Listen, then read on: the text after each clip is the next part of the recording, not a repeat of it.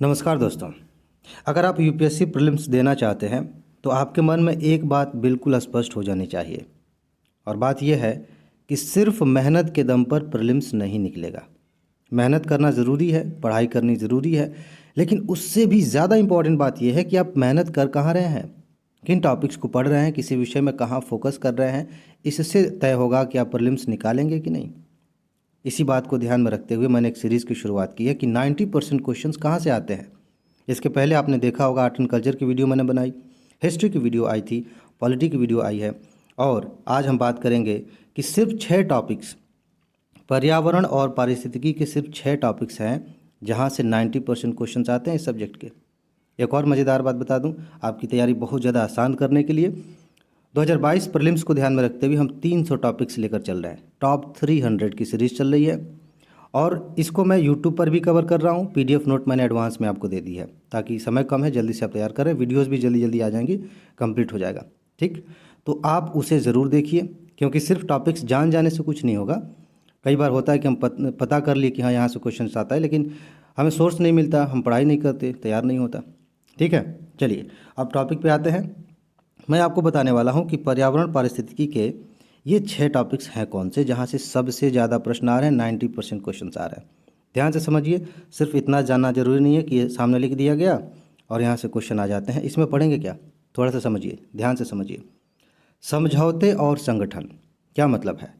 पर्यावरण की सुरक्षा से संबंधित, जलवायु परिवर्तन हो रहा है इस मुद्दे से संबंधित कौन कौन से समझौते, खासतौर से अंतर्राष्ट्रीय समझौते हुए हैं, वहाँ से प्रश्न लगातार यूपीएससी पूछ रही है। कौन कौन से संगठन बने हुए हैं, वहाँ से लगातार क्वेश्चन आ रहे हैं। आप इसे तैयार करें, बहुत इंपॉर्टेंट चैप्टर है। इसको मैं बहुत बढ़िया तरीके से कवर करूँगा इसी पे।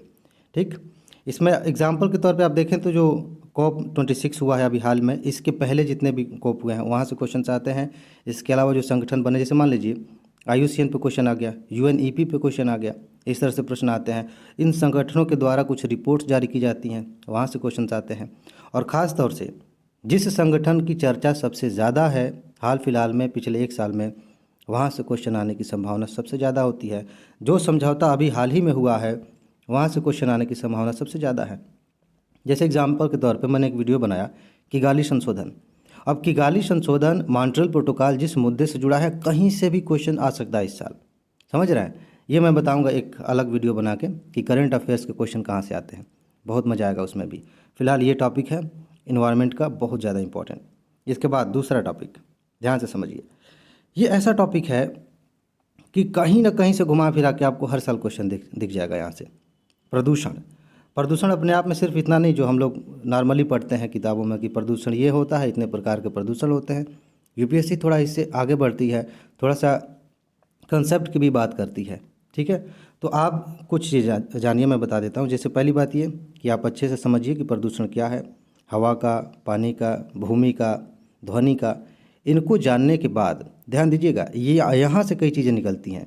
जैसे पानी का एग्जाम्पल है, तो जल का जो प्रदूषण हो रहा है, ध्यान से समझिएगा, इससे कौन कौन से कंसेप्ट बन रहे हैं। जैसे सुपोषण, सुपोषण एक कंसेप्ट है, वहाँ से क्वेश्चन आ सकता है, इसी से जुड़ा हुआ है। ठीक है, अच्छा, जो प्रदूषण हो गया पानी का, उस प्रदूषण से बीमारियाँ कौन कौन सी हो सकती हैं, यहाँ से क्वेश्चन आ जाता है। और इस प्रदूषण को, अगर कहीं पे प्रदूषण हुआ है तो उसे ठीक कैसे करना है, इसकी कोई नई टेक्नोलॉजी तो नहीं आई है, यहाँ से क्वेश्चन आ गया। क्या सरकार ने इसके लिए कोई योजना बनाई है, यहाँ से क्वेश्चन आ गया। समझ रहे हैं? इस तरह से इसकी कई सारी चीज़ें निकलती हैं, एक दूसरे से मिलती जुलती। आप इस तरह से तैयार करेंगे, चैप्टर बहुत अच्छे से तैयार हो जाएगा। एक क्वेश्चन तो अक्सर पूछ लेती है यूपीएससी की, फलाना बताइए ये यहाँ से कौन कौन सी गैसें निकलती हैं। आप कहीं कूड़ा जला दिए, वहाँ से कौन सी गैस निकलती है। ठीक है, ये प्रदूषक जो गैसें होती हैं। या फिर कार्बन डाइऑक्साइड से लेकर क्वेश्चन बन जाएगा। यह चैप्टर आपके लिए बहुत ज़्यादा इम्पॉर्टेंट है। ठीक है, चलिए आगे बढ़ते हैं।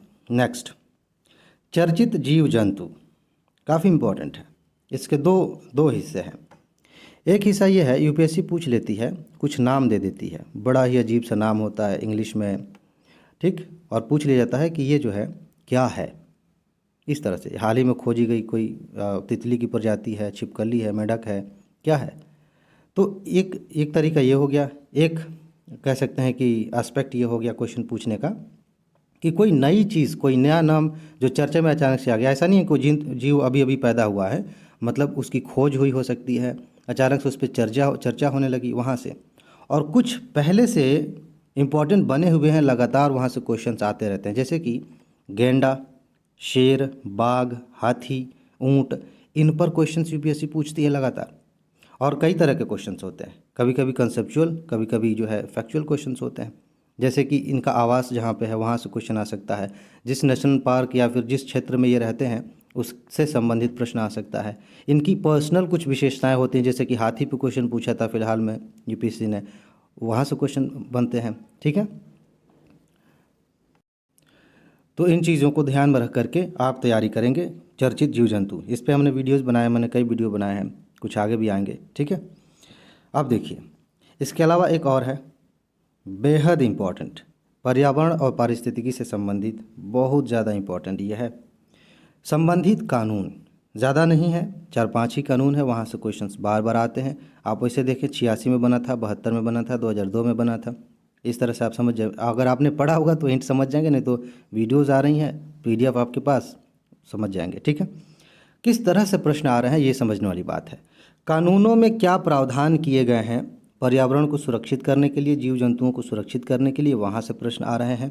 और इन कानूनों के तहत कई सारे निकाय बनाए गए हैं, उनसे प्रश्न आते हैं, उनकी शक्तियाँ क्या हैं, उनका गठन कैसे होता है, किसके अध्यक्ष प्रधानमंत्री हैं, इस टाइप से।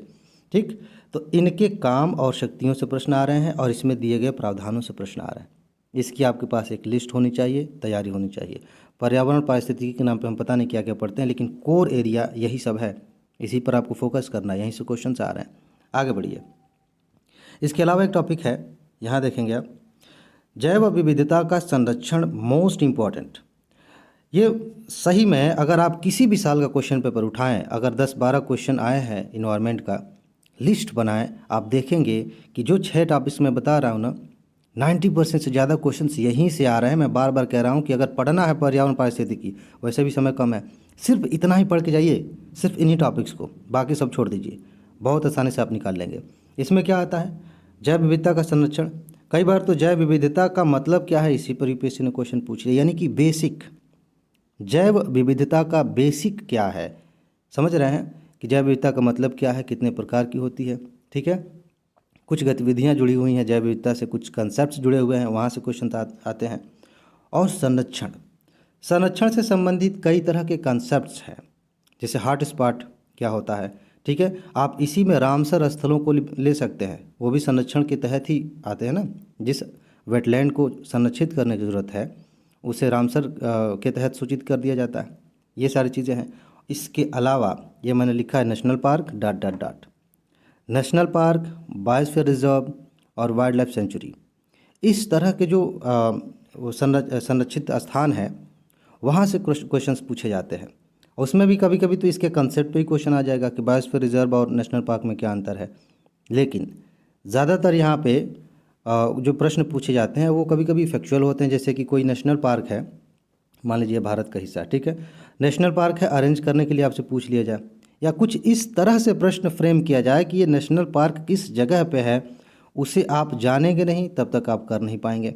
यानी कि इसका लोकेशन क्या है, इसकी तैयारी आपकी होनी चाहिए, आप इसे देखें, बहुत ज़्यादा इम्पॉर्टेंट है। ठीक है, नेशनल पार्क। तो ये सारी चीज़ें हो गई जैव विविधता के संरक्षण से संबंधित, जो गतिविधियाँ चल रही हैं, जो कुछ भी उपाय हो रहे हैं, जो कंसेप्ट जुड़े हुए हैं, यहाँ से प्रश्न आ रहे हैं। आगे चलिए, अगला सरकार की योजनाएं। अभी हमने जितनी बातें की ऊपर, इनको आप चाहें तो उनमें जगह जहाँ जहाँ जगह फिट होती है वहाँ वहाँ सरकार की योजना कर सकते हैं। क्योंकि सरकार की योजना हवा में थोड़ी जाएगी। पर्यावरण प्रदूषण हो रहा है तो उसको ठीक करने के लिए सरकार योजना लेके आएगी। जीव जंतुओं का नुकसान हो रहा है, उनके आवास का नुकसान हो रहा है, तो उसको संरक्षित करने के लिए सरकार कोई कानून लेके आएगी, कोई योजना लेके आएगी। ठीक है, इसी तरह से प्रदूषण हो रहा है तो सरकार उसके लिए कोई योजना लेके आएगी, कोई सूचकांक जारी करेगी।